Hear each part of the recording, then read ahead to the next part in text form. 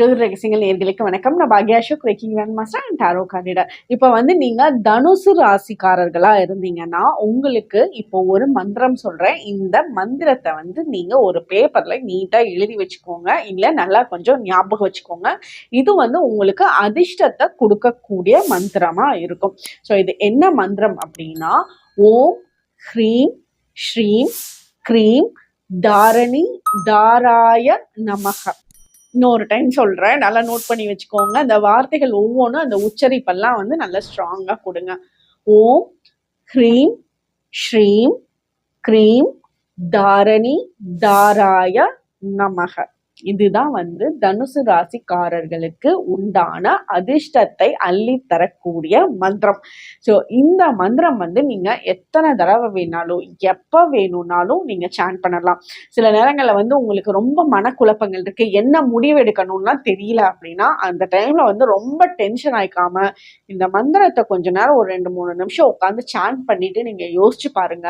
நீங்க தெளிவான முடிவெடுப்பீங்க. எதை ப்ரியாரிட்டைஸ் பண்ணணும், எந்த விஷயத்த அப்புறமா பார்த்துக்கலான்றது, இந்த குழப்பங்கள் நிறைய போட்டுட்டு இருக்கிறது, இதுல எல்லாத்துக்குமே உங்களுக்கு ஒரு கிளாரிட்டி கிடைக்கும்.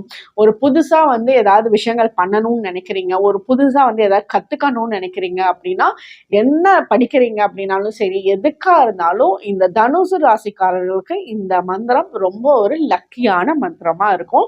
இதை உங்களோட லைஃப்ல, டே டு டே லைஃப்ல நீங்க டெய்லியுமே இந்த மந்திரத்தை சாண்ட் பண்ண ஆரம்பிங்க.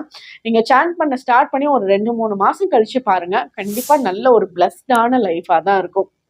அதே மாதிரி தனுசு ராசிக்காரர்கள் வேலையில பிரச்சனைகள் தடங்கல்கள் அதிகமா இருந்துச்சு அப்படின்னா உங்களுக்கு இப்போ ஒரு பரிகாரம் சொல்றேன். ஏன்னா இப்போ ஒவ்வொரு ராசிக்குமே அவங்களுக்கு உண்டான பரிகாரங்களை ப்ராப்பரா பண்றப்போ அவங்களோட லைஃப்ல நல்ல சேஞ்சஸ் இருக்கும். இப்போ தனுசு ராசிக்காரர்கள் வேலை ரீதியான பிரச்சனைகள், அது எப்படி வேணாலும் இருக்கலாம். அவங்களோட வேலையில இருக்கிற இடத்துல பிரச்சனையா இருந்தாலும் சரி, இல்ல இடம் மாற்றம், வேலையில இருந்து மாறி போகணும்னு நினைக்கிறீங்க, அது கிடைக்காம தடங்கள் ஆயிட்டே இருக்குன்னாலும் சரி, இல்ல ப்ரமோஷனுக்காக வெயிட் பண்றீங்க, அது செட் ஆக மாட்டேங்குதுனாலும் சரி, அவங்களும் இது சொல்லலாம்.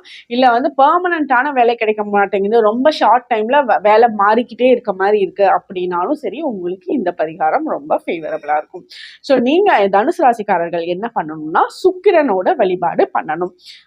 ஏன் தனுசு ராசி சுக்கிரனோட வழிபாடு பண்ணணும் அப்படின்னு பாத்தீங்கன்னா, தனுசு ராசியோட 6ஆம் இடத்துல இருக்கிறது ரிஷபம்.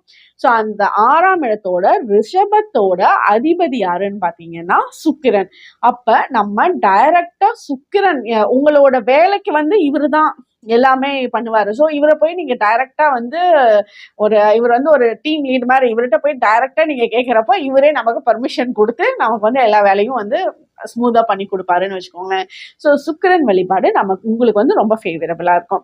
ஸோ இவரை எப்படி வழிபாடு பண்ணலாம் அப்படின்னு பார்த்தா, ஒவ்வொரு வெள்ளிக்கிழமை அன்னைக்குமே நீங்க உங்களோட வீட்டுல மகாலட்சுமி படத்துக்கு நீங்க வழிபாடு பண்ணுங்க.